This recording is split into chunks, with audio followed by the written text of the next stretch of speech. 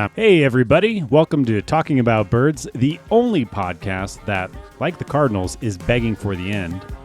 My name is Ben Samorka, and Nate is not here this week.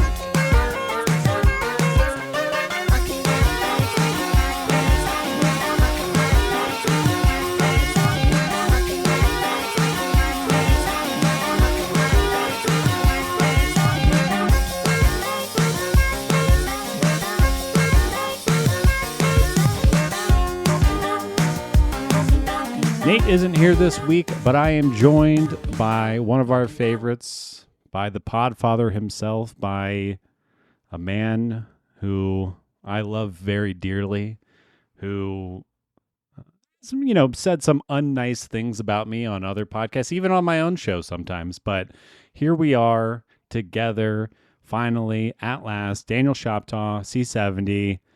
Good to have you on the show today. It's good. I appreciate you, again, like I said, putting that feud aside because, when you're in need, where do you come? You come right here. I was going to say the show was going to be better this week because no Nate, but then I'm here, so it kind of evens out.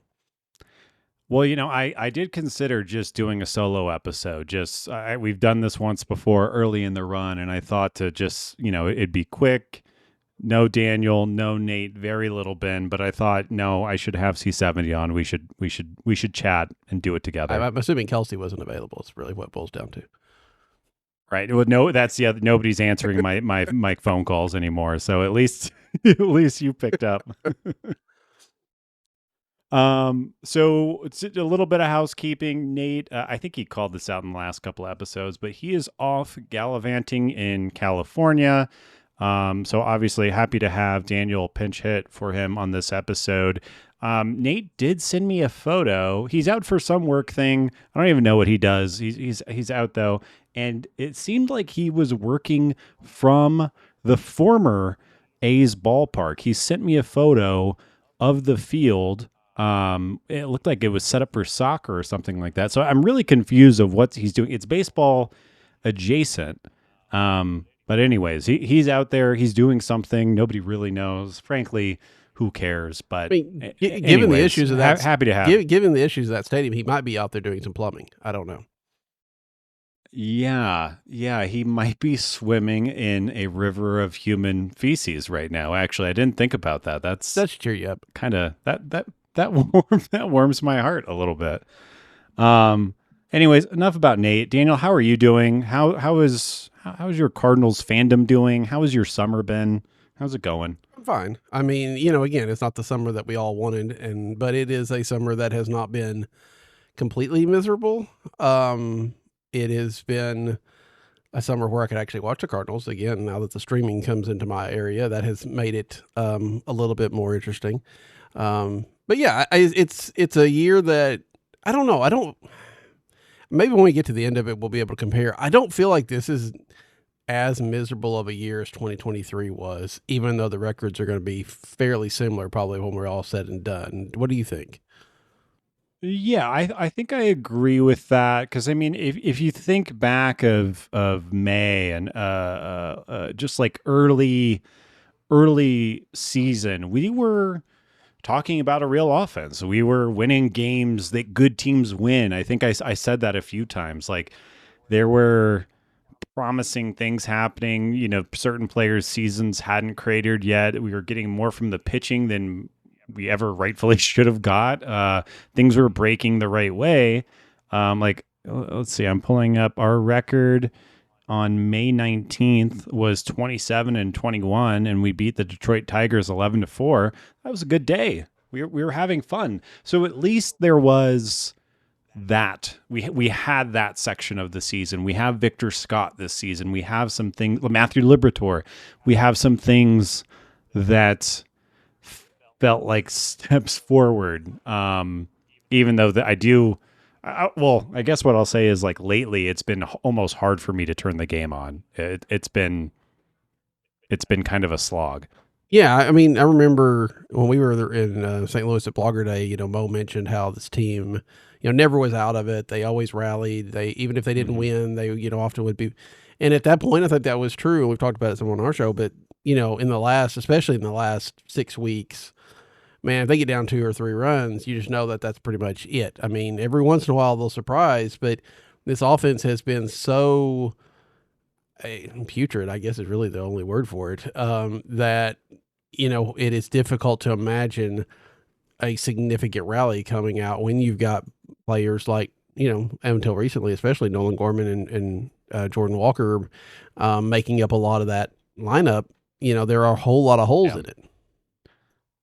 Yeah. I the last couple of nights I've the Cardinals game is over, or I'm winding my night down or whatever, and I'm turning on the Phillies Dodgers series, which is two really great teams, and you have Shohei Ohtani pitching and hitting his 50th home run, and Bryce Harper and Kyle Schwarber, and these just all these great players and great pitchers and everything like that, and you're watching.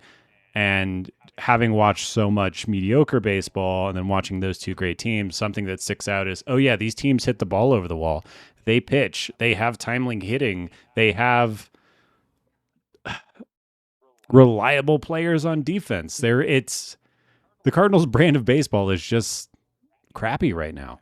Yeah, when you say that, if you take Cal Raleigh, Shohei, and Schwarber, add all their home runs together, and they have more than the Cardinals do as a team. And, and by a few still, because I think the Cardinals are at 142 is what I looked at earlier today.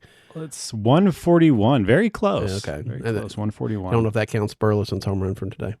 Oh, you know what? Damn it. I think you're right. Yeah, Burley hit a biscuit today, right before we got on. So yeah, it's 142. You were right. I'm sorry. Like I said, only because I dug into that to see how bad the offense was this afternoon did that stick in my head. But yeah, I mean, like you said, early in the year, at least you did have the doubles. You had some action going on. Remember, I don't know if you remember this, back at the beginning of this year, they started the season with 10 straight games of 10 hits or more, right? I mean, it was like this really long run to start the season. And we thought, hey, this offense is here. And now it takes 2 or 3 games to get to 10 hits, it feels like. So I don't know what the change is. I don't know if it's just the league caught up with the players and the players didn't adjust. I don't know, but things, if you had told us at, opening day how miserable we would be right now, I don't know that we would have believed it.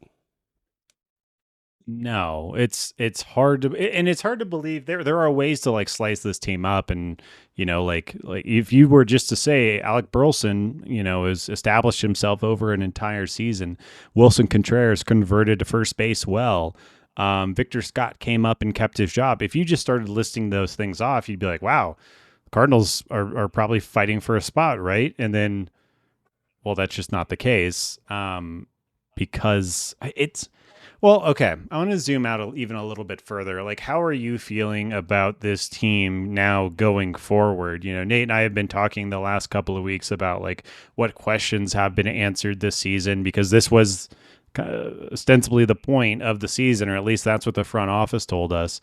Do you feel like any questions have been answered? Do you feel better going into the season in 2026? What are your thoughts? Those are not mutually exclusive, because I think there have been questions answered, but I don't know that we feel better about 26 because some of those questions have been answered in a negative way. And I think I think that I think our hope was that the offense would take a step forward. There was all those young players, and you might have to go out and supplement in the pitching staff, but they would be, a contending team in 26. Now I think we've seen enough out of Nolan Gorman that it becomes very difficult to expect a breakout from him now. Jordan Walker has had moments, but has also looked terrible, even, and it's not like he was terrible and he got better. He's rough right now. Defensively fine, but I think when you take those two guys out of the equation, and then you have Victor Scott, who even at his best is going to be, a very complimentary player, is a guy that's, it's going to have his speed. He's going to have to be able to get on base. I think that I just don't think they took the steps that they needed to, and that there's not necessarily the obvious answer coming up. I mean, JJ Weatherholt's going to be there next year, and hopefully that helps. But I think Heimblum has more work cut out for him than I expected this winter. Yeah. Yeah. We were talking about this in the Bird Squad earlier today, but are we ready to make a decision on Nolan Gorman? Have we seen enough of this high strikeout, not great defense, not enough home runs kind of profile to make a decision? I know Jake had mentioned that he feels pretty confident. What did he say? Over 1,500 plate appearances, which is a lot. I'm not sure if I'm there yet. But you really like a month of Gorman just being hot and hitting home runs, or even longer than that would have really, I guess, calmed my anxiety on what to expect from him and what to even do with him. And the JJ Weatherhold of it all is great, but it is confusing where he fits and how the Cardinals should utilize him next year if they do utilize him next year. The whole thing is messy. Yeah, and I mean it's a roster that has a lot of redundancies and a lot of things that don't fit. And how do you put all these people in here? And again, I think that's why we have talked. Most every podcast has talked about how the fact that this should be that offseason we've thought that's going to happen for the last 2 or 3 years, where people are going to move, and not necessarily just they didn't re-sign a free agent. They're actually going to try to trade off some of these people, and I think they have to. For Gorman, I've always felt like he's the boomer bust, right? He's going to give you 2 or 3 good weeks, and then he's going to slide back off and maybe give you 4 or 5 bad weeks.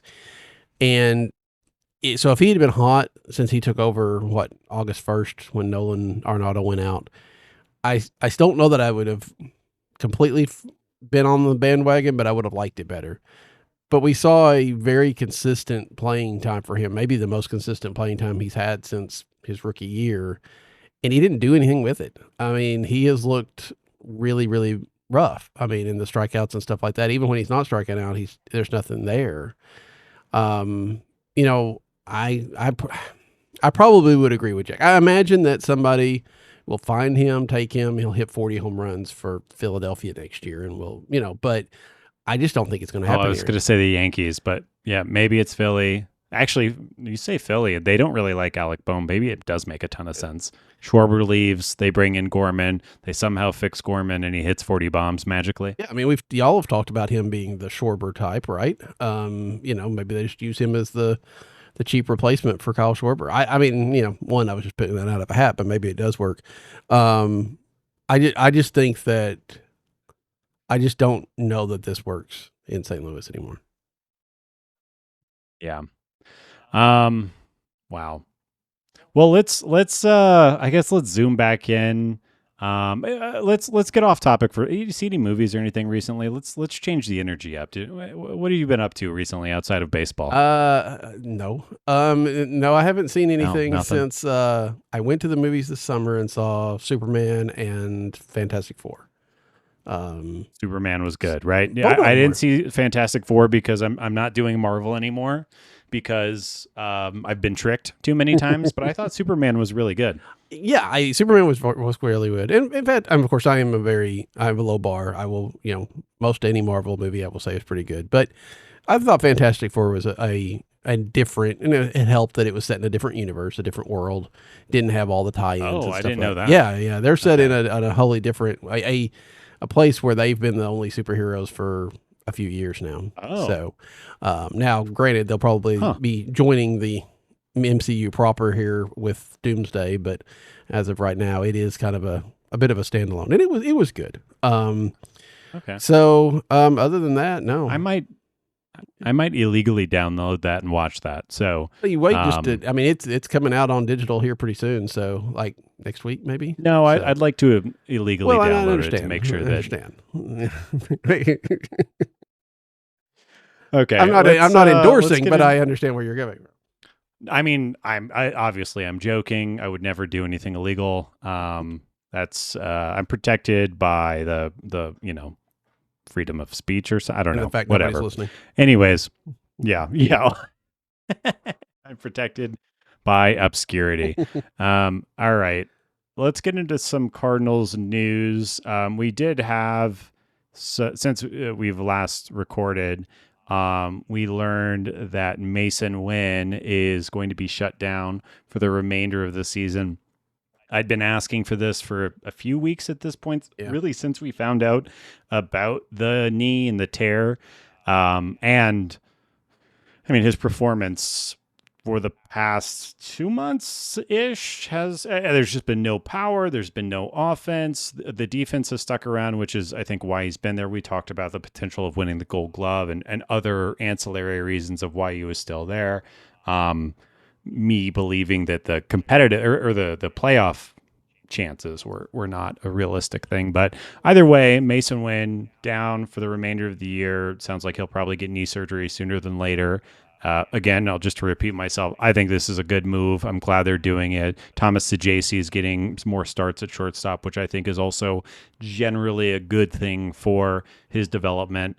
But yeah, that came down this week. Yeah, I think the first time I remember anything is Jim Hayes mentioned it, I think around the All-Star break, about how Mason's knee was bothering him some or had been having him issues. And I think if you look, after the second half, especially after August 1st, he's hitting, I think maybe under 200, right in that area. And you're right, no power. There was one game, I think it's that extra inning game, where he had a ball that wound up being I think a double, but it felt like if he'd been fully strength, he would have popped that out of the ballpark, and it wasn't anywhere close. So, I felt like this should have been done 2 or 3 weeks ago, like y'all did. And I don't know.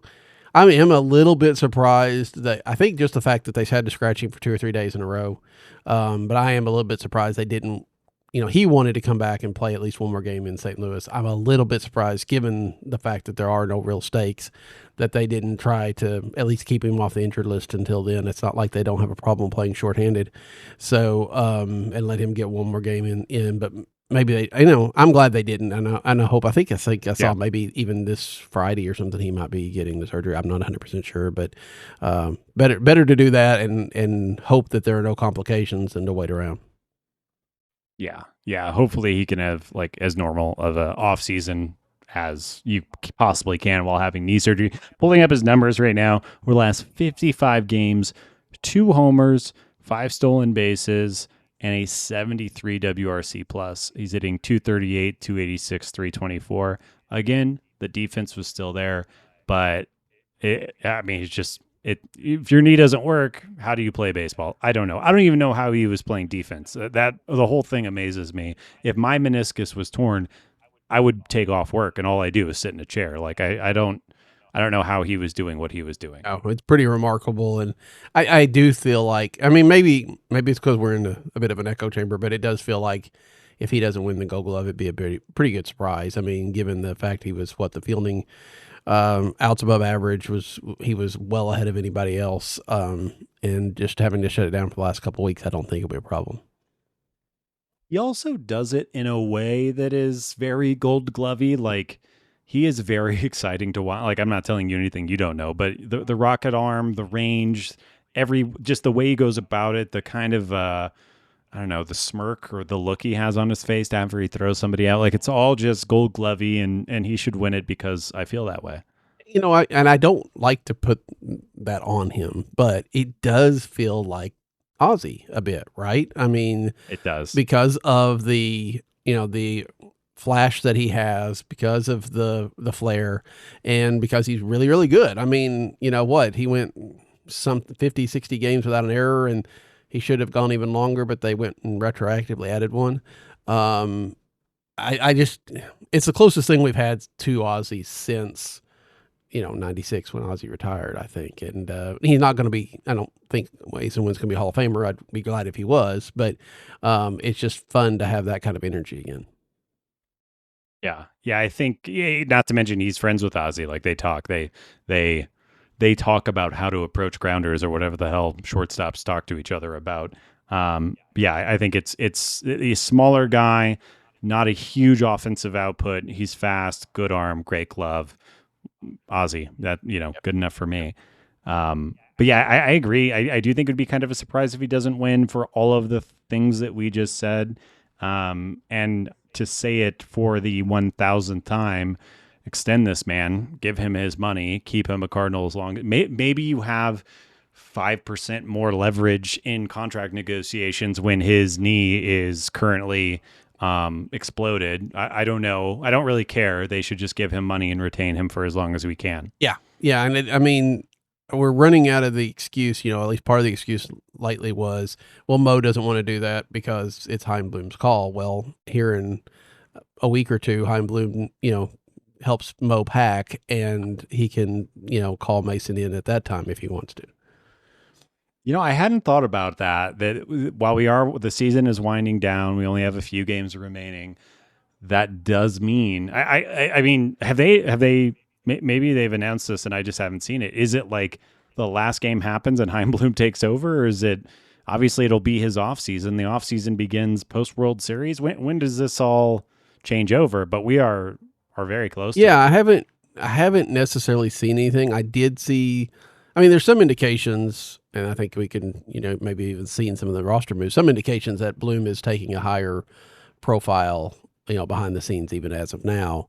I think I heard something about the last week, some sort of maybe turnover, but I think that I figure in this last homestand, this last 3 games that we'll have against the Brewers, they'll have some sort of ceremony for Mo. And then, yeah, that may be really kind of it. Cause Bloom's got to have October to kind of hit the ground running once transactions start. Last game for Mo. Do you think so? There's going to be like 3,000 people in the stadium. Do you think how is that going to go? Do you think he'll get a nice reception? I think so. I hope so. Again, what have you done for me lately? That doesn't work so well for Mo, but he's been here. He's been in the organization forever. He's been the head guy for since 2007. They won a World Series. He was here when they won in 06. He had a hand in drafting Pujols and Molina. When you look at Mo's resume, it's really good. It's if you're looking at it, it gets tainted by the last 4 or 5 years, but it's really good. I don't know that, you're not going to get a retirement ceremony like Pujols or Wainwright and have a bunch of people out on the field. It's probably more of a, video montage before a game or something, but I would hope that he would get a positive reception. Yeah. Yeah, that would be cool if some of the retired players came around, like John Jay and Daniel Descalso. They're there. I'll be curious to see. He won, like you said.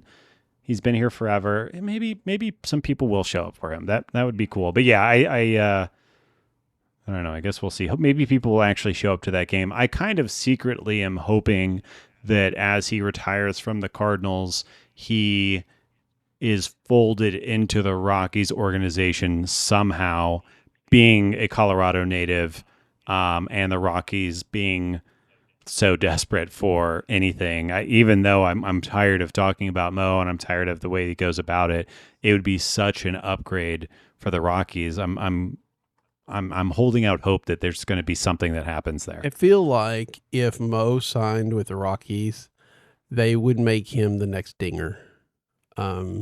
Because they wouldn't know what to do with him. I've heard. I think Mo's going to stay in the. Wait. Go ahead. By that, do you mean he's wearing the costume, or that they are trotting him out as if he is a mascot? He's wearing the costume. He's wearing the costume. Okay. Yeah. I went to the Rockies game last night. Obviously, I didn't talk to Dinger. He was very busy. Obviously, he's got his dinosaur duties, and there's a million things going on. Everybody wants his attention. But it was Bark at the Park night. So I'm walking, my wife and I were just kind of cruising around the outfield terrace where all the dogs were. And there were some cute puppies out there. You're not going to believe it, but there was 300 some odd very cute dogs, and they were getting pets. And Dinger seemed stressed by the situation, was quickly walking through a crowd of people and dogs and shoving people out of the way. I think on accident, but it looked, I don't know. It was a funny situation to be in. How do dogs see Dinger though? Do you think they see him as like a larger version of them, or is he some sort of, hey, I've got to protect my master from this, which they don't necessarily know it's purple, but this big, huge, crazy thing. I don't know. I could see that could be a problem for a mascot. Now that you're making me question this, in my mind, I think of Dinger as essentially just a big purple dog. Um, I'm kind of like a dog, so it would make sense to me that dogs are thinking the same thing, Right, right? absolutely. So I don't know. Yeah, it could, but I think Mo was supposed to take. I thought he said, and maybe I've just assumed that he's going to move into the business side of things with the Cardinals. Yeah, when we were doing our when we were out there for the podcaster event, he mentioned something like that. He was talking about how much he's learned on the business side from the DeWitts, and I don't, if he goes on and does that, I can't think of a more boring thing. Does he really? Can't he retire? I feel like he's got to be Oh fine. yeah, he can retire if he wants to, but Right? Why keep working? I don't know. You have the best job in the world. If you're not going to do that job anymore, just retire. What I don't I mean, understand. trust me, if I had Mo's money, I would retire right now. No Oh my doubt. God. If I had even a fraction, you'd never see me again. We'd I mean, be there is done. the Bill DeWitt tier on the show, so yes, we know that. I will fade off into the black. You'll never see me again. I'll take Nate's share. I'll get that from him somehow, and yeah, I'll be on island time, baby.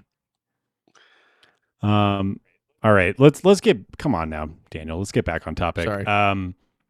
Another player has been shut down for the remainder of the season. The Cardinals place first baseman Willson Contreras on the IL. It was retroactive to September 16th. According to the Cardinals transaction tracker, it says shoulder strain. There's also a bicep issue. Either way, he's on the IL, shut down for the remainder of the season. It is what it is. This season has been weird for so many reasons. I do think that I kind of mentioned this at the top of the episode. We did learn what a Willson Contreras first base season generally looks like. But the injuries kept up, which I feel like kind of robbed us of a full, what we expected to see, 600 plus plate appearances type of thing. What I did find funny is that he accrued, I think it was 135 games this year. Which he has done more in the past. The Cubs, he had 138, but he did eclipse his previous season high in plate appearances. Previously, it was at 544. This year, he got to 563. So technically, we got more out of Willson Contreras, of him, his bat, I guess, at least playing first base, but ultimately not what we wanted, I guess, is where I'm rounding out this to say. Yeah, I think that. I mean, it was still good, and I mean, when you put it in comparison to the rest of the offense, it's amazing. Oh my God, yeah, absolutely. But yeah, I think that we expected more than 20 homers at first base with him, not having to catch. He got hot at times. I remember he started off really badly. But you had to do it because, I mean, we already saw what the catching situation was like this year. What would that look like if you have Willson Contreras behind the plate too? You're definitely not seeing him, but 100 or so games as they try to get in Pages or Pozo or Crooks or whoever else may be. So, hopefully it steps up another notch next year. But he definitely, like you said earlier, he took to it well. I mean, the defense was amazing for a guy that had not played there very much. Yeah. And can I get you on the record? How do you feel about the number of catchers on the active roster right now with Willson going down? I mean, I am a little surprised that they didn't go get Bernal and bring him up as well. Bring him up. They did promote Raniel Rodriguez a little bit. His minor league system could have brought him up too. I hope that we can struggle by with 4 catchers, but I'm not sure. Hopefully. I don't know. Yeah, I worry. There's only a few games left, but I worry. Only saving the thing grace. with Willson. The thing with Willson is, so we know he can play first base. We know he can play first base at a high level. We know he has one of the better arms at first base in baseball. We know that his bat speed is still elite level. We know that he, leading to him just hitting the ever-loving shit out of the ball. All of his numbers look good. All of his expected numbers look good. Every metric look good. It would be nice if he walked a little more. I do think that it probably makes or it's a good bet that Willson Contreras is going to have another solid Willson Contreras season next year. Do you think, or I guess I am of the opinion that based on all those things I just laid out, that he's probably a desirable player. Do you think Chaim Bloom is going to try to shop him? And do you think there would be much of a market if the Cardinals wanted to move on from Willson Contreras next year? Yes to both. I Yeah. imagine that Bloom will approach Gray, Contreras, Arenado, just like Mo did last year, and say, "Look, you want to be here? Do you not want to be here? Where what can we do to help you get what you want?" Um, Contreras has been very vocal about wanting to be in St. Louis. But I just and it's kind of the same with Gray a little bit, but you kind of wonder if they're not necessarily going to be competitive next year. Are they going to be competitive in 2 years? And if not, does Willson look at this and like, by the time this team is good, I'm no longer under contract. So Right. should I go ahead and move? I think that if he went on the market, I do think that he would be attractive. I think some people might want to try to move him back to catcher. Um, Right. but I think that his bat's strong enough that people would take I mean, especially if the Cardinals are paying part of that salary. He's got 2 years. I think, I don't think they'd have any problem moving him. Yeah. I so what am I trying to say? I think I would say the same thing. If Katie Wu and Derek Gould and the like were asking me, do I want to be traded? I think in to the public, to the media, I think no matter what the situation is, every time I'd be like, no, I'm a St. Louis Cardinal for life. Never want to leave. This is the best. While that might not be truly how I feel, and maybe I'm telling Mo and Heim something different, I kind of don't put too much weight into Sonny Gray and Willson Contreras saying that, because I think it's easy to say and people like hearing it, even if there's an argument that it's kind of at the detriment of the team. You'd rather hear the player be like, yeah, I'm right where I want to be. That's why I signed this contract. Let's go. Yeah, it's definitely what you want to hear. I think Contreras may have been a little bit more passionate about it than we would see normally. Because he's not Yeah. even, it's kind of like Nolan, right? Nolan will say, "Hey, I want to be here. I love being a Cardinal, but, I also see where the team's going. And if that's, if it works out, I'm somewhere else, then it does." I think it's harder to walk back man, we've got so much to do here. I'm going to win this World Series here. And then, 2 weeks later, you're in Boston or whatever the case may be. Right. Yeah. But I mean, if that's the case, that's the case. I mean, I think that, I think after a year like this, it behooves those guys to take a hard look and see where this team is and what that window matches up with the contract window they're in. Yeah. Yeah, I'm very hopeful that happens. I'm very hopeful that Chaim Bloom makes a better argument than whatever argument Mo made. And for many reasons, I think that it would be good for the Cardinals. I think it'd be good for baseball at large to have Willson Contreras and Sonny Gray on teams that are relevant. I guess I'll throw Nolan Arenado in there too, although that one seems way more tricky on how you move them. But obviously, there are many teams that would be interested in Sonny Gray and Willson Contreras. Talk about Nolan Arenado. He is back from the injured list. He had a good first game back. I don't know. What are you expecting out of Nolan in this last couple of weeks? Do you think it's good he came back? What are your thoughts? I think that it's probably good for him that he came back because it does show that he's healthy. In case teams wanted to know that going into the winter. I think it looks like the defense is there. We have seen some good plays out of him in just a couple of games. And after watching Nolan Gorman, who has gotten better, but those first few games when he played third base were a little bit rough. Oh my God. It's like, I don't Yeah. know where that ball is going to go. And then even at his best, he's not going to play like Nolan Arenado. So, I'm glad. I would, I'm a big Arenado fan, so I'd love there to be a way for him to stay on this team next year. But I think he's going to open his circle of teams up a lot more this winter, because he is such a competitor, and it doesn't seem like that's working here. And he sees the writing on the wall. Like he has that quote today or yesterday of how the team's going younger, and that doesn't necessarily, fit. He's not getting younger. But I'm still not 100% sure what team trades for him that's in the contention, when he's pretty much a glove first third baseman. Yeah, I still think the Tigers make sense. I think there are some other teams that also make sense, but there's also I think something that Nolan should. Maybe he does know this. Maybe I don't know what he does know and doesn't know, but it seems like he's not taking into account how many teams get into the playoffs now. And honestly, if he just goes with a team who has a need at third base, I don't know. It might work out for him. It's not working out here. At least it hasn't. Pretty much since he got here. Not really his fault, but it's just been doo-doo is really, that's all the analysis I have for the Nolan Arenado St. Louis Cardinals era. You can't get that anywhere else. No, you cannot.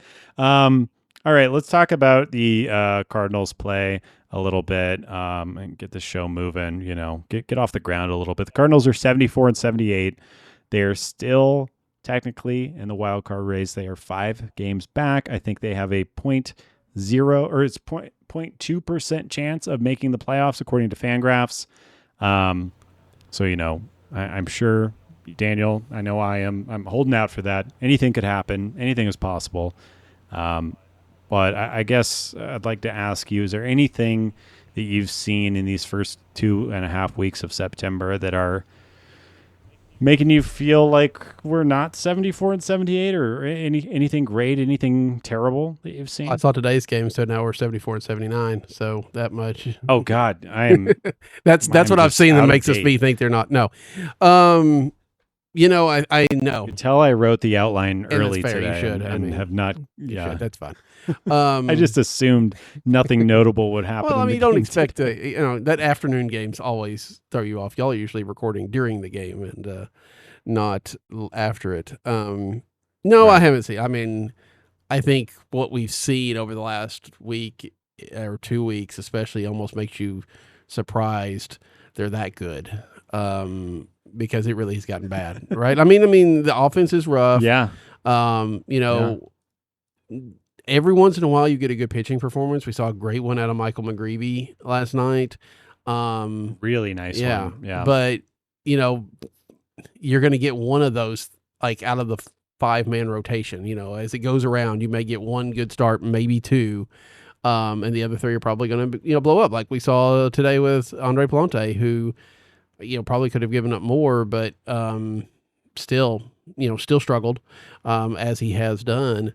And so, yeah, I think they're going into this. It would be nice if they could figure out a way to win, just win the next 3 series, even if the Brewers are kind of, settled and the Cubs have clinched. Downshifting. Yeah, all that. But still, if they could win, 6 of the last 9, I think at least it'd give you a little bit of a little bit of hope for next year. But I think that's actually kind of probably pushing it. Yeah, man. I'm such a fun guest. I know. I was just going to say to turn your big sour take around a little bit. Saggese has been decent. Yeah. He has a WRC plus of 106 in the month of September. I mentioned this earlier. He's kind of entrenched at shortstop going forward. He's funny. I don't know how to put my finger on him, but his plate approach is kind of funny. He's a free swinger.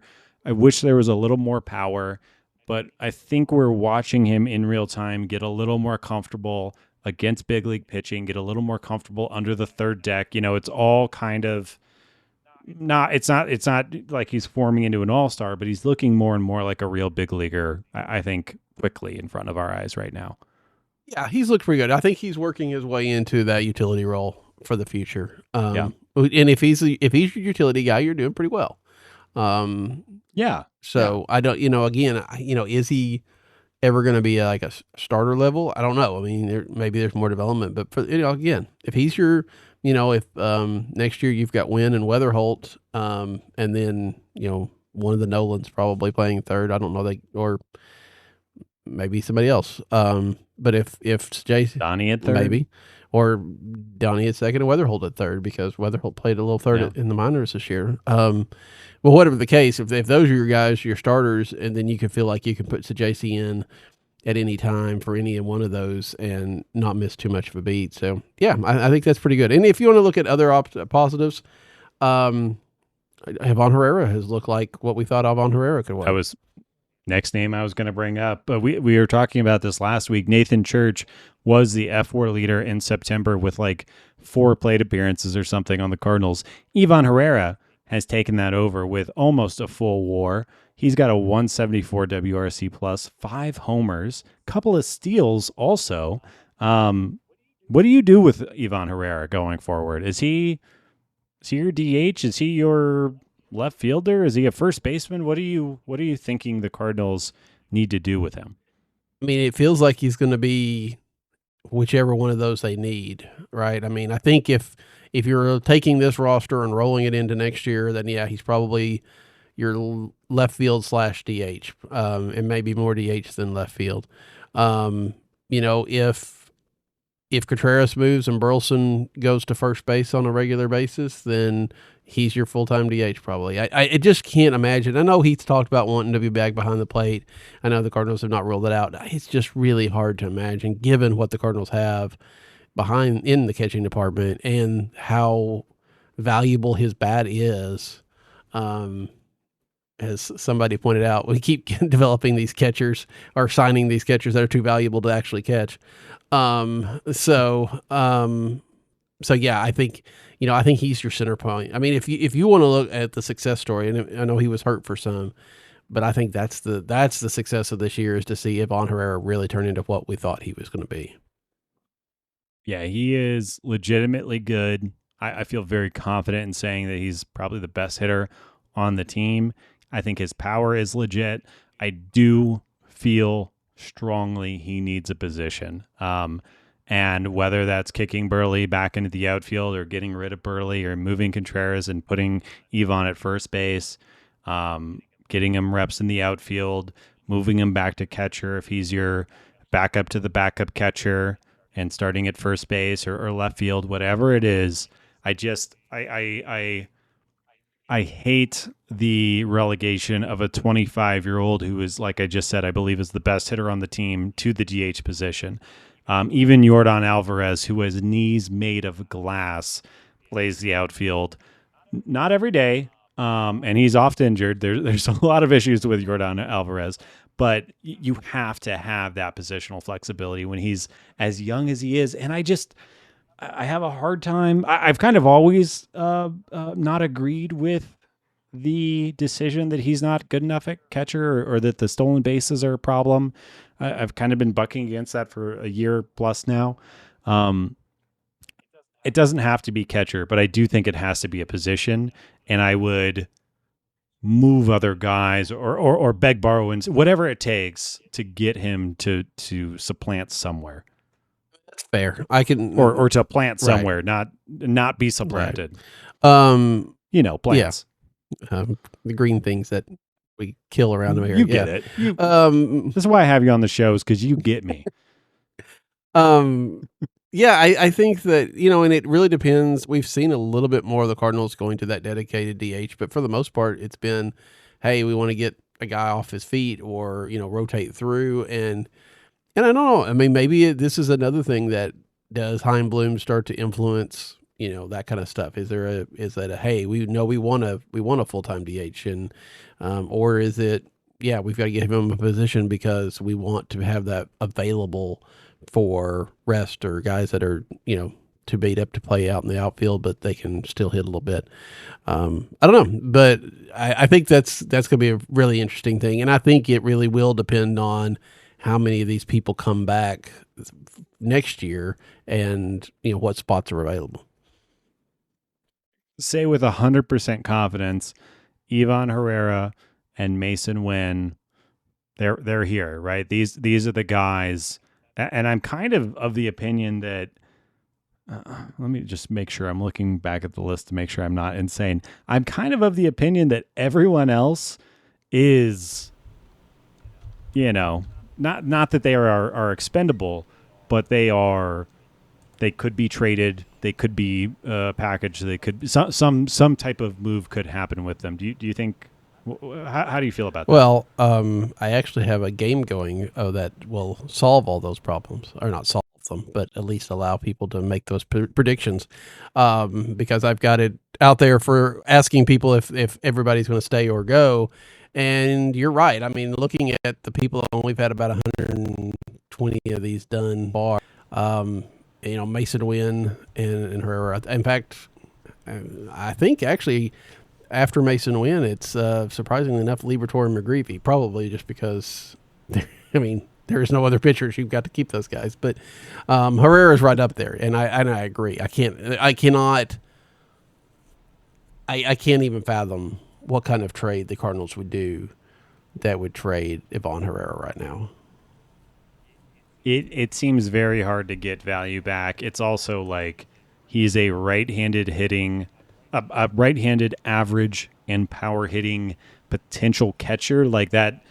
I don't know what you could get for that, but you shouldn't trade that because that is better than whatever it's very hard to replicate that. And unless somebody just absolutely blows you out of the water, obviously, don't kick every, player out of bed. But yeah, I fully agree. And I think, again, I guess I'll just rehash that. Like, I think the priority should be obviously Masyn Winn has his position, find the position for Ivan Herrera, and then focus on everything else. Everything else will kind of fall in around that. Yeah, we've got 100. I finally pulled the numbers up. 129 people have opined so far, and McGreevy, Liberatore, Herrera, Scott, and Graceffo all have 3 people say they're gone. And to be fair, one of those is Kyle Reese, who said everybody should go. So it's Kyle. That does bring up another question. Something that Nate has, I think he brought up last episode or the episode previous, is like, are the vibes just bad? Should we just nuke and repave and start over and let Chaim Bloom go capture his little Pokemon of prospects and we all kind of just kick it down the road, kick the can down the road for a couple of years and invest? What are your thoughts on that kind of approach? You want to nuke it from orbit? It's the only way to be sure. No, I don't want to do that. I think there's a argument for that, just because, have we gotten so invested in players that aren't anything after all, right? I mean, I think we're seeing some of that with Gorman and Walker, and again, I don't want to necessarily write them off, but I think there's a lot more good feeling for those guys because they were high draft picks, because they've come up in the system, because we don't feel like maybe we've seen and they haven't met expectations. But there's like you said, 1,500 plate appearances or more for Nolan Gorman. Jordan Walker is getting into his, 3rd year, which granted has been up and down from the minors, but we're not seeing anything. Where do you draw the line? When do you say we've got to get better? I think that there's enough talent in this that I wouldn't want to just destroy it. And I also don't think that you could get much value for those guys. So you might as well, try it out and see. And at worst case, when it comes down to arbitration next year, you just, you don't tender them. But I don't think you're going to miss out on a huge prospect because you didn't trade Nolan Gorman. Yeah. Yeah, I think I agree with that. Let's talk more about Jordan Walker. He has a 63 WRC plus. I think I brought this up last week or the week before. He's been one of the worst players in baseball. He's actually at 1,000, exactly dead on 1,000 plate appearances for his entire career. Today, before we recorded, he had 4 more plate appearances. He struck out 3 times. What do you think the Cardinals' plans going forward should be with Jordan Walker? And I'm talking spring training next year, 2026, trade deadline, everything. How would you handle the 23-year-old? It's so hard because you're right. 23, I know Derek Gould, and we've talked about it on my show some, but Derek Gould likes to point out that, he's got the body type of like an Aaron Judge, and Aaron Judge at 23 wasn't even in the major leagues. It took a Right. while for that to kind of click. Um, I think you have to at least kind of maybe plan for him to start in the minor leagues next year. And he's still got an option left. And again, assuming that you think he can get something out of that. Um, I think next year is a huge year for Jordan Walker, because I think that if he doesn't show much, then yeah, he's option at the trade deadline or just to be non-tendered at the end of the year, and that would be pretty depressing because that was one of the best draft picks until Weatherholt and Doyle came along that the Cardinals have ever had in decades, and for them to somewhat miss on that, and whether they missed or the fact that they brought him up too early and moved him around and really didn't, who knows why Jordan Walker hasn't clicked. But I think you have to give him at least another chance, whether it's in the minors or in the majors, to find it next year. Yeah. Yeah, it's really easy to sit here and at the end of 2025 with, all the abilities of just having all this hindsight and being like, yeah, the Cardinals probably messed this up, or Jordan Walker messed this up. There was a report that he doesn't look at tape, and, and that might just be because he's so naturally gifted. But I'm kind of the opinion that going into next year, the Cardinals should treat Jordan Walker as if he was not a first round pick, as if he's not a physical monster, as if he doesn't have these crazy exit velocity numbers, and just kind of bring him into camp, treat him like he's anybody else. He should, however he ends up playing, if he impresses at big league camp, have him stick around. If he doesn't, go to the minors, let him, if it's putting him in AA, if it's putting him in AAA, just, yeah, when we're skiing, let the mountain guide you, man. Just like let Jordan Walker's performance kind of like tell you where he needs to be. I feel like it's been prescribed and forced. Like the Cardinals front office essentially said that he is the right fielder no matter what going into this year. And obviously there were parts of that Nate and I really liked. We talked about that several times. But at the end of 2025, it just didn't work. And whether if it's his fault, whether if it's the league is too hard, whether if it's he didn't cook it long enough in the minor leagues, whether if it's long, tall guys take longer to develop. Like I know you said Randy Johnson, or you said Aaron Judge. I know Randy Johnson is another one. Obviously, he's a pitcher, but like there is a history of these guys who are 6'6", 6'7", however big Walker is, just taking a little bit longer to develop. I would love all the expectations just to be removed and let Jordan Walker just go play at the level that he is supposed to play at and develop normally. Like I know you know this, but I was looking at his minor league numbers, and he hasn't had a WRC plus above 100 since 2023. It's just been 2 years of bad baseball. And the fact that he's spent time in AA and AAA and hasn't been able to dominate, I think, those are small sample sizes, but that might tell you everything you need to know about where Jordan Walker is. Yeah. Yeah, I think so too. I think, it's going to be very interesting if, when Heimblum takes fully over, and we've talked a lot about this in a lot of different ways, but he's not going to have the attachment to Jordan Walker that, the front office that brought him in does. Heim's been around the last couple of years, and he's not necessarily going to just, hey, we're getting rid of this guy and get rid of that guy. But I think that it becomes a little easier for him to say, okay, well, this hasn't worked. We're going to try this. And not feel like it's a decision of his that we're going to have to renege on. It's that going back on it. Look, there's no pride involved, I guess, in this regard. And so we'll see if that matters. All right. Before we go to our little ad read, do you have a playoff team that you are hopping on the bandwagon of? Not particularly. I kind of keep up with it a little bit, but once the Cardinals are done, it's a little bit of a breather. We'll see. It probably just depends on the matchups too, to some degree. I'll kind of bounce around and have a team that I like here and there, but no, not overall. All right. Fair enough.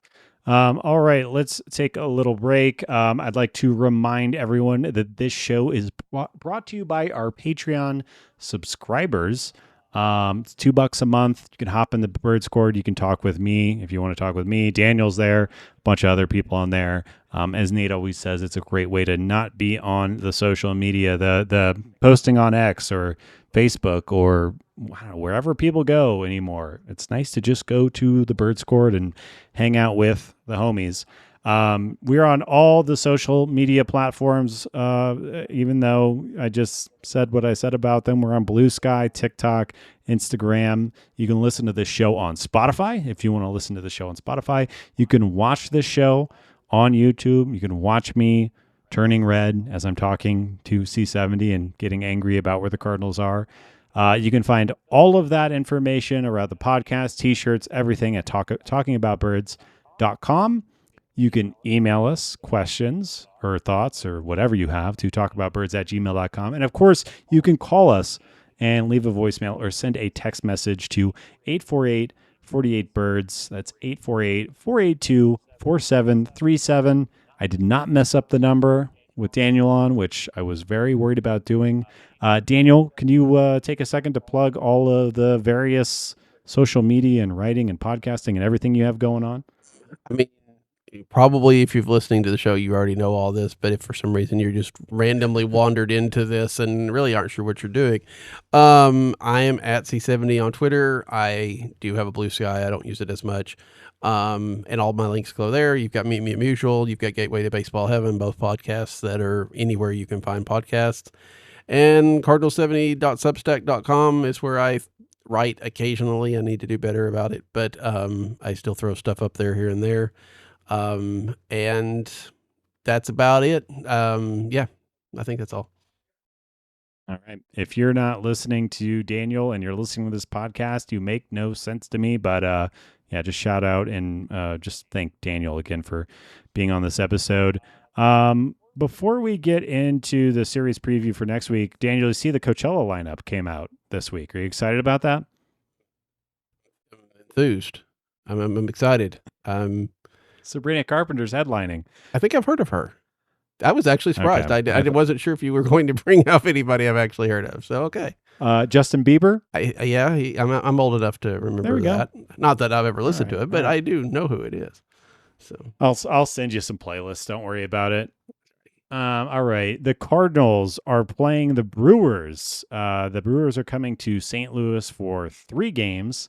The pitching matchups are going to be Jacob Misiorowski versus Sonny Gray, Chad Patrick and Miles Michaelis, and Robert Gasser against Matthew Liberatore. We just saw this team. You kind of mentioned it earlier that they're probably downshifting at this point. They're probably. I wouldn't be surprised if Misiorowski and Gasser don't go deep into these games just to kind of keep them healthy. I don't know if there's anything revelatory that you can tell us about the Brewers, but any thoughts before we go into this series? Really, I mean, I was surprised that Misiorowski, the Cardinals were able to handle him last weekend as much as they did, and we'll see if they can do that again. That Ivan Herrera homer was pretty exciting. Absolutely. And, we'll see. Miles Michaelis got away with it in Milwaukee. We'll see if he can do it again. He's actually been on a bit of a run. Hey, people are talking about re-signing him, or he's talking about. Yeah, I think it's more like he's trying to will that into existence. But and if Mo was staying, I would not rule it out. But I don't think I'm going to do that.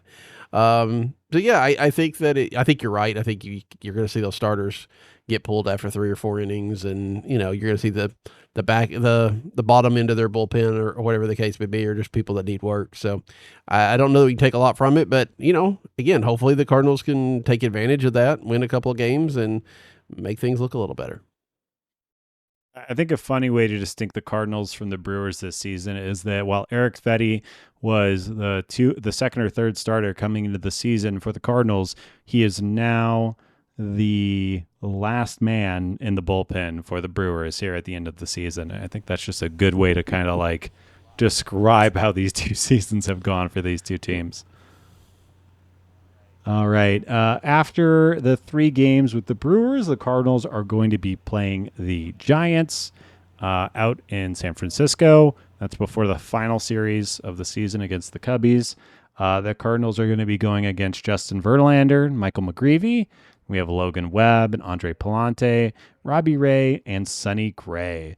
This is a team that is actually still in the hunt, even though it is just barely. They are a game and a half ahead of the Cardinals. They're technically still in it. They may still be in it at this point, so I would expect them to be doing everything they can, and the Cardinals obviously trying to play spoiler. Outside of that, I'm not sure if there's too much else. I guess the only other thing I really want to say is that Justin Verlander has actually been really good recently, and he's kind of turned his season around. And as I said, the Cardinals are going to be pulling his number in the first game of the series. But yeah, outside of that, we've seen this team before this season. The Cardinals are ostensibly out of it. I don't know if there's too much else to break down unless you have anything. No, I said, well, we saw them at the beginning of the month, right? It hasn't been that long ago. Yeah. I think the only thing I think of is, and I've mentioned this on our show, if the Cardinals were in this, I would be really frustrated at the fact that the Cardinals went to Seattle 2 weeks ago, and then they come home, and then they have to go to San Francisco instead of putting that all on one road trip. Those trips out to the West Coast can be tiring. It's not going to matter for the Cardinals now, but right. If it had been that, if they'd have been in a tight race, that could have been a difference right there. Yeah, I hadn't thought about it like that, but I agree with you. Outside of that, I do like that I think it was something like 12 or 13 of the final games of the season were against NL Central clubs, which again, if the Cardinals were relevant, that would have been a lot of fun. But yeah, kind of a stupid eccentricity of this season is going out to those Northern California and Seattle in the same month. But other than that, no, I think the Giants are the Giants, and who knows? The Giants are the Giants. Rafi Devers has cooled down a little bit. The kind of whole offense has cooled down a little bit. But all right, let's get into some league news. And then I'm told Daniel has a game for me, which I am not concerned with at all. I'm going to nail it. I'm sure of it. But getting into league news, the Cubbies have clinched their first postseason berth since 2020. It feels bad, Daniel. I hate it. They're good. We're not. It's not fun. No, it is that if you wanted to know if I had a team for the postseason, anybody that's playing the Cubs is going to be my playoff team. So yeah, it's frustrating to watch this. It's been a long, long time since the Cardinals have been, this bad when the Cubs have been this good. And let's hope it doesn't last. Feels really bad. It makes the games less exciting when they play each other, and they're supposed to always be exciting. But Cubs are good, man. I'm just looking at their lineup right now, and what they're getting out of Moises Ballesteros. What Carson Kelly did for them, it's just all of it is annoying, and it really doesn't feel good. Speaking of teams, I talked about the Phillies earlier. They clinched the NL East for themselves against the Dodgers earlier this week. So they are the first team to wrap up the division title. Phillies are really good. I think if I had to put money on it, they're probably my World Series favorite. But yeah, Phillies are wrap up the NL East early. I think that maybe John Mozeliak gets half share from the Phillies because he traded Ryan Helsley to the Mets, and that's helped make this possible. Shocking how there was I haven't really followed up with it. I don't know if you have, but I heard it was reported that Ryan Helsley might have been tipping his pitches. Has he fixed that? Is he still broken? Is he okay? The last time I looked, he had thrown a scoreless inning. He'd had 2 outings of scoreless innings, but bracketed around another rough one. But they were using him in a 9-3 game or something like that. So they've definitely taken him out of leverage situations. It's probably been another week or so since I looked at it. Yeah, I'm looking. He had 3 batters faced, gave up 1 hit, no earned run, no strikeout, no walk. Before that, he gave up a couple of runs. Before that, he gave up a couple of runs. Yeah. Be an interesting free agent. I am very curious how that all shakes out. But Ryan, Love you. Miss you. And yeah, I think you're right. I thought you were going to say because Edmundo Sosa was doing something that I was unaware of, but no, the Ryan Helsley thing makes more sense. All right, Cal Raleigh, the superstar catcher, aka the Big Dumper, sets a single season home run record by a switch hitter, and he ties the franchise record for the Mariners in the same night. He hits 54 and 55 in the same game in Kansas City. He is my MVP for the AL. Do you dissent on that opinion, Mr. Shoptaw? What did 55 and 56? Did he have 56 now? Oh my God! Am I just because he passed Mantle and he tied Griffey. I'm Googling it. Yeah, quit yelling at me. Let's see. Has been. Oh, that is so annoying. It's at 50. Usually you have to wait until I get to the Discord to correct you, but now I can do it in real time. So that's always fun. Wow, that was genuinely infuriating that I got. I swear I looked that number up earlier, and to be one off. All right. Anyways, what were you saying? No, I agree. I think that. I mean, yeah, when you factor in a catcher doing this and the records that he's setting, and the team is good. I mean, the Mariners are right there. I mean, it's not like he's doing this on a last place team or anything like that. You know, I mean, I'm sure that there's obviously a case for Aaron Judge as well, but if nothing else, I think with variety, he'll probably get it. Yeah.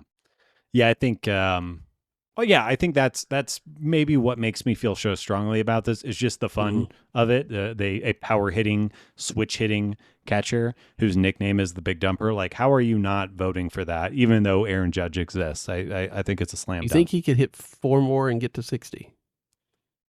I do. I mean, he hit 2 in 1. He just needs a couple more of those games. We have a handful of games remaining. I think absolutely. I'm counting on it, actually. My life depends on it. Yeah, I didn't realize you were that invested. That's all the league news I have. I know you said that you don't really have a team picked that you're going to be following. Do you have a World Series prediction or a World Series winner predicted? You know, normally you just say Dodgers, right? But the Dodgers have been so bad. That being said, there's no correlations, right? Once you get in, you get in, and if somebody gets hot, and they've been there before, and they've got a good manager, I think until proven otherwise, I'll say the Dodgers, because I mean, it's stupid and boring, but that's what I'll go with.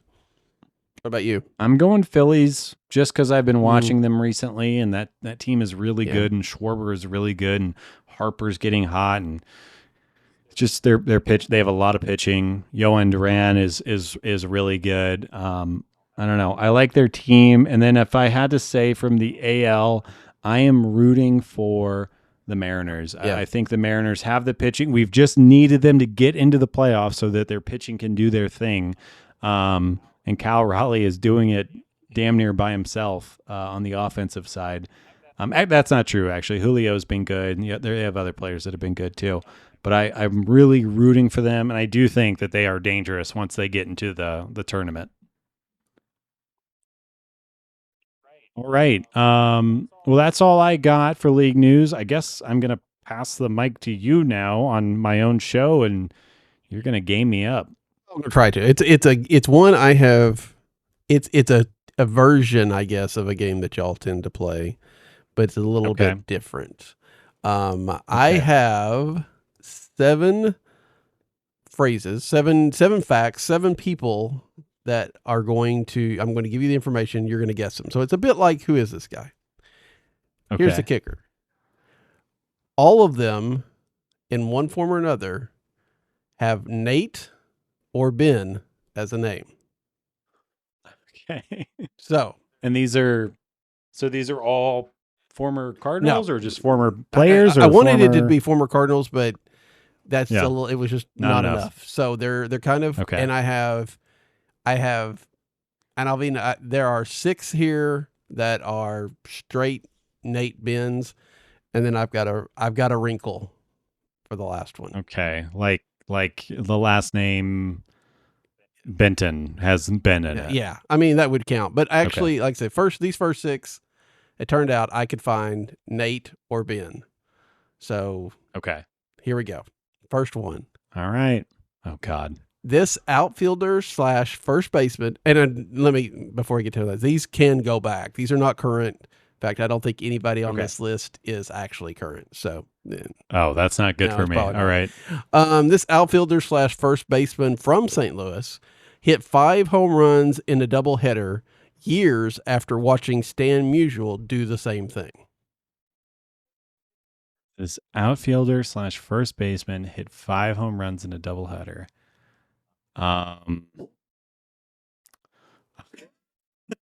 God, I have. I'm only just going to name the Nate and Bens that I can think of, and they're all a lot more current than this person. I'm going to say Nate Shearholtz. Remember him? I did. He was on my list of people to pick from, but I didn't. No, this is Nate Colbert. Nate Colbert was a kid in St. Louis and was at the doubleheader that Musial hit the 5 home runs, and then later on, 4 of the Padres did that. So, I shouldn't ask this because I'm sure I'll ask this every question. But how do you know who this person is? To be fair, this is a stat. This is one of those anecdotes that gets brought up quite often in Cardinal history here and there. This is why I'm bad at this show or this show. I've never heard that. I guarantee you there is at least one on this list that you will get. Wow, one. Okay, at least. I mean, you may get more than that, but there's one that I think will stand out for you. So anyway, all right. Yeah. Second one. This outfielder was traded from the Cardinals to the Padres in 2000 for Carlos Hernandez, but returned to the organization in a coaching role in 2019. 2000. He was traded. He was a minor leaguer when he was traded. I'll give you that. Oh, God. Came back in a coaching role. Again with the minor leagues. And his name is Nate or Ben, or that is somehow integrated. God, a minor league player, and he came back as a coach. Oh God, I don't know. Is Pop Warner's first name Nate? And I don't know that. I'm trying to think of what other coaches. His coaching is in the minors as well. So his coaching is in the minors. He's a manager in the minor leagues right now. I'm gonna go with Nate Johnson. So close. It's Ben Johnson. Is it really? Yes, Ben Johnson, the manager of the Memphis Redbirds. Oh my God! If I would have said my sarcastic answer, that is so annoying. Okay, I was close. You were close. I think that counts as being. I'll give close. you half a point for that one. Sure, why not? Okay, because the points matter so much in this game. Okay, this one I think you're going to get this one. Okay. This catcher disclosed after his playing career that he had Parkinson's disease. And that's the slam dunk. His career was mainly as a Colorado Rocky. Career is mainly as a Colorado Rocky. His name is Nate or Ben. He played with Parkinson's? That's insane. Yeah, turned out he did. I think he was 1999, and then he was diagnosed after that and played 4 or 5 years. Wow. That's amazing. Wow. Nate or Ben? Wow. Okay. I was wrong. Yeah. Never heard of, or this another anecdote that is completely out of my depth. I wasn't paying attention to the Rockies in 1999, unfortunately. I'm going to go with Ben Joyce. Ben Petrick. That's a baseball player. Ben Petrick. Wow. It's a guy that, and never heard. And again, I thought I did not know about Parkinson's until I searched it up, and I thought maybe that was something that in the Rockies spare would have come up. So that's why I thought maybe you would know that one. All right. It's actually pronounced Petrick. Petrick. There you go. Just to correct you on that. Aren't you feel better now? That's at least according to Baseball Reference. That makes sense. Yes. Okay. Number 4. This outfielder won the Gold Glove and was an All-Star for Pittsburgh in 2008, leading the league in doubles that year. Is that outfielder? Oh God. Outfielder in 2008 for the Pittsburgh Pirates. Name is Benner Nate. Wow. That sounds like Nate Cheerholz. I feel like, oh no, he was a Giant, wasn't he? I think he was a Giant. But I'm thinking of a second baseman, but his name isn't Nader Ben either. God, this game, I suck at this. I'm going to say Ben Samorka. I would think you would know if you were, but okay. I thought maybe I'd forgotten or hit in the head or something like fair. that. That would make sense for a lot of other stuff. Nate McLouth. Wow, never. Yeah, I don't know about that one either. All right. I mean, I was paying attention to baseball at that time. How have I know the league better than I do, more so I thought maybe that was a name that would come up. My gosh, this guy's got almost 10 years in the league. Nate McLouth, just don't remember him. Wow. I mean, he played for winner. Pittsburgh, so that's fair. He had a 125 OPS plus that year. 26 homers. Wow. Steroids. Probably. I'm calling it now. All right. This pitcher was the first overall pick in the 1989 draft out of LSU and pitched 7 years for Baltimore and 2 for Milwaukee.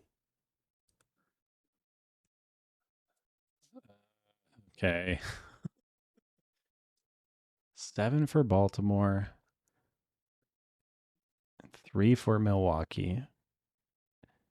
Late 90s, early 2000s. So you said he was drafted in 99? He was drafted in 89. 80. Oh, geez. Okay. Yeah, never mind. I'm going to go with Nate Smith. Ben McDonald. That one was one in my wheelhouse. I remember that one pretty well, so that one stood out. All right. Another player I've never heard of. I forget how old I am at times. This pitcher spent most of his 9-year career in Detroit, with the highlight being an 8th place finish in the 2004 Rookie of the Year race. That's the highlight. Yeah, trust me, it was. Finish. What year was it? You said 2008? 2004 Rookie of the Year race. 2004 so he was Rookie of the Year, but he got 8th place, and that was the best thing that ever happened to him, at least in a baseball sense. Wow. The last one was a Ben, so I'm going to go with this one as a Nate, and I'm going to say it is Nate Todd. How about Nate Todd? Nate, is that a guy? You got the Nate part. It's Nate Robertson. Nate Robertson. Yeah, I thought that might trigger. That is just such a name that I feel like I'm tricking myself into remembering it, but I don't remember Nate Robinson. Okay. Last one. I think you can get it, but it's got a twist. Stop saying that. You're just trust me. I feel like you can get this one. If you can just think of the twist. All right. This catcher is considered one of the best defensive catchers of all time with 15,122 putouts and a career .995 fielding percentage. That's it? That's it. Okay. So there's a twist. If I gave you any more, it would be obvious. Okay. Just trying to think of Johnny Bench. Ivan Rodriguez, Yadi Molina. It's a catcher that's been around that played forever.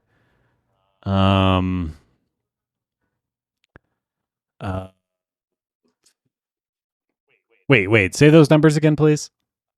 15,122 putouts and a career .995 fielding percentage. Oh, it's just put out. Okay, so I was thinking the wrong way. Okay, so it's just a very good defensive catcher. I have a hint, or I have a guess of what is it? Benji Molina? It's Yadier Benjamin Molina. My God. So I think I got half a point. Yeah, probably half a point too. So you got a point out of all 7. That's not bad. 1 point total. I don't think Nate would have done nearly that good. Oh my God. You think I outperformed Nate by just guessing wildly? I will say that my Johnson guess, which taken out of context, you could think something else. But my Johnson guess was good. That was. We can say That that. was good.